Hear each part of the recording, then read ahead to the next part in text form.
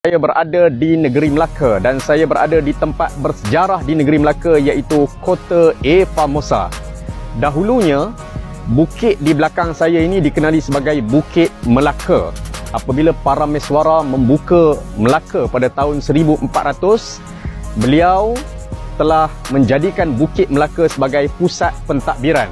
Di kelilingnya ada istana, didirikan masjid dan rumah-rumah pembesar yang berkhidmat dengan Kerajaan Negeri Melaka ataupun Kesultanan Melaka.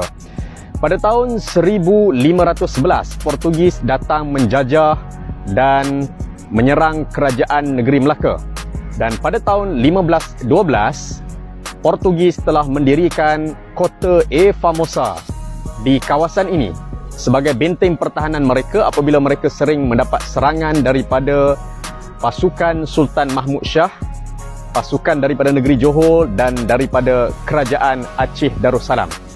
Bukit Melaka akhirnya bertukar nama menjadi Bukit Saint Paul. Dan di belakang saya ini adalah pintu gerbang Kota Famosa, pintu gerbang untuk naik ke atas bukit ini.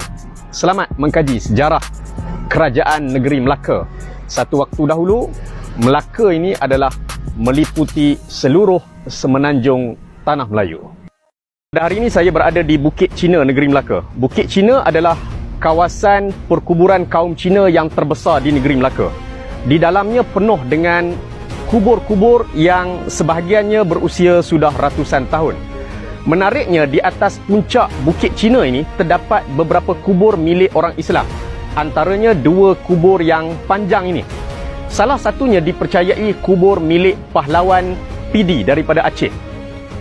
Apabila Portugis menawan negeri Melaka pada tahun 1511, Kerajaan Aceh beberapa kali membantu Kerajaan Melaka untuk melawan pihak Portugis. Antaranya pada tahun 1629.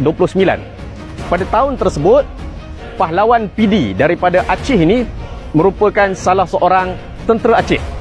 Bersama dengan mereka Syekh Samsudin Samutrani. Namun pada tahun tersebut mereka tidak berjaya mengalahkan pihak Portugis. Dan pahlawan Pidi daripada Aceh terkorban. Dipercayai salah satu daripada kubur panjang ini adalah milik pahlawan Pidi daripada Aceh. Syekh Samsudin Samutrani juga terkorban dalam peperangan tersebut. Dan kuburnya berada di negeri Melaka. Mari kita tengok makam ataupun kubur pahlawan Pidi daripada Aceh yang terletak di atas Bukit Cina, negeri Melaka.